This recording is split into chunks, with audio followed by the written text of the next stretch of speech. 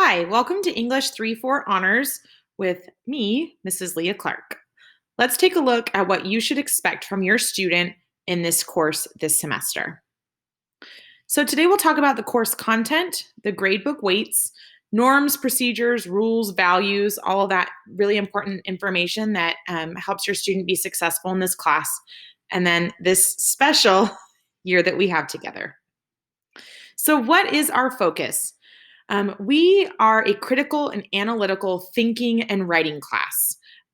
You should see your student really thinking about a lot of the things that we read, that we talk about, that we watch, and then spending time writing about those ideas.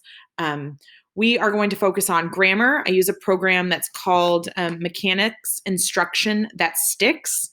It's a packet that your students should have gotten from Sunny Slope High School, and we practice grammar every single day. I think that it's really important to hit those skills daily.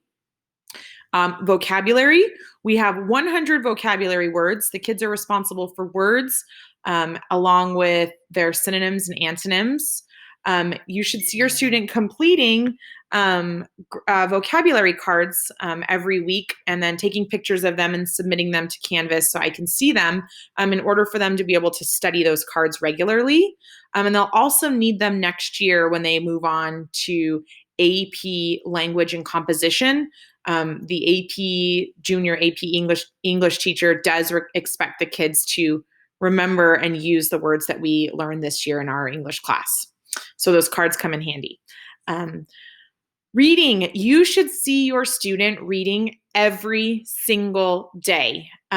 We are reading several longer pieces this semester. We're starting out with 1984, and then we're going to continue on with a few other pieces, including short stories, poetry, some obviously novels, some excerpts of some plays, some TED Talks, some documentaries, lots of different pieces in order to help us broaden our experiences in reading. And as we are reading this semester, we are focusing on one truly essential question that we're going to come back to regularly throughout the semester. And that question is, how can literature serve as a vehicle for social change?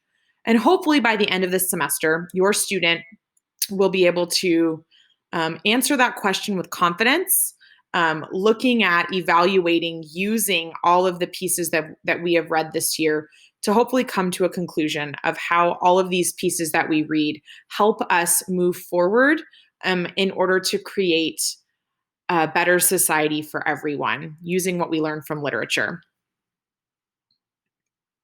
Gradebook weights. So assignments, 20%, tests and quizzes, 20%, writing and presentation, 20%, independent reading, 20%. Again, like I said, you should see your student reading every single day. The reading in this course is conducted outside of the class period. Students are expected to keep up with the reading, so you should see them reading every day. And I provide PDFs online free for the kids to be able to access. If they'd like to purchase their own books, they're more than welcome, but not required. And I assess reading in a variety of ways: small group discussions, writing, multiple choice quizzes, projects, different ways that I can see if the kids are reading and understanding and thinking about the different pieces that we read.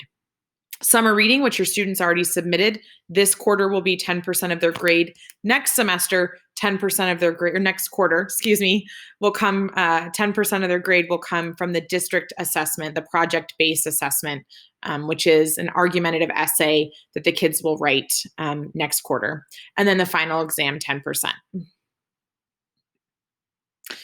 Rules and values. First and foremost, we are living in an unprecedented time. So the first thing that I want to make sure that all of the students are is healthy, happy, and safe. If they are not those three things, it will make it much more difficult to come to class virtually and to be a prepared learner. So I've told the kids if there's anything that they need in terms of their health, their happiness, and their safety, please reach out to me because we want to make sure that we have those things first, that we're taking care of ourselves. I ask that they arrive prepared and ready to learn, whether that's independent learning or in group settings, that they've done the reading, completed the activities, whatever I've asked them to do, so that then they can move forward in their learning. I ask that they respect themselves, the people in our class, me as the instructor, and our environment. And right now that's a virtual environment, and I don't know what that will look like in the future. But just understanding that we need to have a mutual respect for one another, and then just to be flexible. This is new for everybody: the kids, myself, families, pretty much the entire world. We have never lived in this sort of environment before. And so just to be flexible, there's going to be tech issues. There's going to be times that we might need to start something over, redo something, or to just roll with sort of the punches that we are dealt with in this environment. So if everyone can just be flexible, and I promise, I vow to the kids, I will be flexible too. We're all doing our absolute best given circumstances that we certainly were not prepared for. So class norms and procedures, all work is submitted through Canvas. And so far, the kids are doing an awesome job with this. They understand that they need to submit their work to Canvas. It's our online learning platform. All the due dates for work are on Canvas. You can see each week the modules that have all of the materials that the students need, the assignments, everything that they need. And there's due dates right in there. There's a calendar feature, so the kids can just click on the calendar and see, when they have different things due to help them prepare and plan and manage their time. Late work is not accepted in an honors class. So we just really try to encourage the kids to manage their time and get their assignments done to the best of their abilities. WebEx, we meet on WebEx regularly, and so I ask that they are prepared to participate daily. And then communicating with me. If they have a question, they can email me right through Canvas or through their school email. Everything comes right to my school email. So if they have any questions, and they can expect to hear from me, or you can expect to hear from me within 48 hours. Expectations. All honors assignments and activities have clear expectations and requirements. So with that, I expect the kids to read directions. I expect them to look at the different resources that I've provided for them in order to be successful, so that there is no sort of vagueness in what they should be doing in order to be successful on the assignments. I make videos that provide explanations and tutorials to support their learning. So at any time, if they are confused, maybe they missed something in class, the doorbell rang, the dog barked, their computer crashed, there are videos that accompany the assignments so that they can go back and watch those anytime and get any information that they might have missed. A weekly agenda. I email out a weekly agenda to students and parents on Sundays. I think that helps the students prepare themselves for what they should be doing throughout the week. It does include the weekly reading at the bottom of the weekly agenda. It says what the kids should be reading. So you should be able to ask your student. It also includes our unit essential questions, and our year-long essential questions. So you can kind of see our focus. So the first unit really focuses on power and technology and sort of the effect that those things have on citizens. And then as we continue on, you'll see those essential questions updated. It helps the students plan ahead. If students know they always work on Wednesday nights and they see that they have an assignment due on Thursday morning, that should help them prepare. And I also post the weekly agenda on Canvas at the top of every module so they can see and access that information. It also has a link to my WebEx in case the kids ever misplace that. It's right on the agenda. Academic integrity, we just need to briefly talk about cheating and being avoiding any sort of issue that they might have.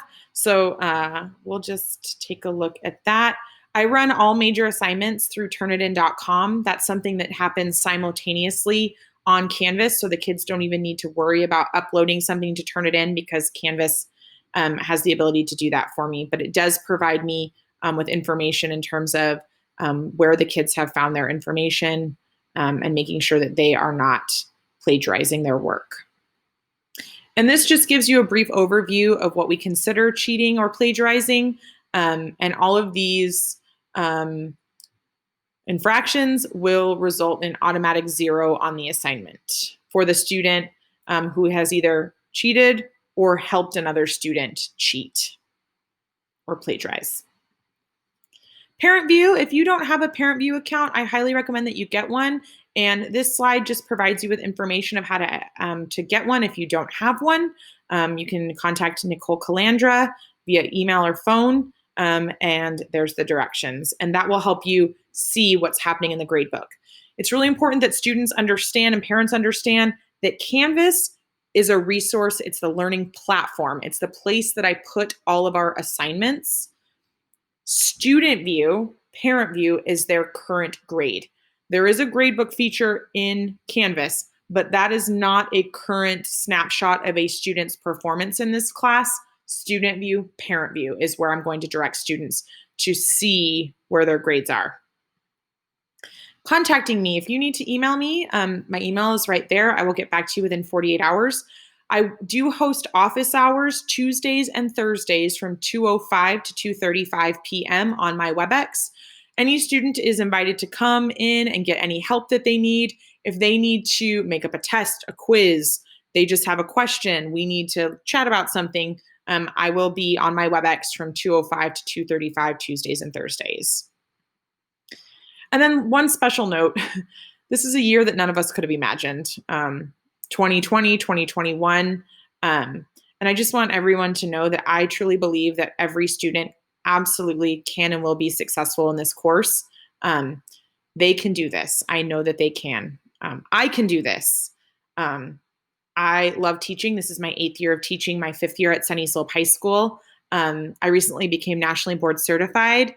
So teaching is my passion. It is something that I believe truly changes our society for the better when we provide a quality education for every child in this country. So students can do this. I can do this. We can do this. So let's do this. Parents, thank you so much for your support. Please feel free to reach out to me for anything. I can't wait to meet you guys somehow, someday. Have a wonderful evening. Thank you.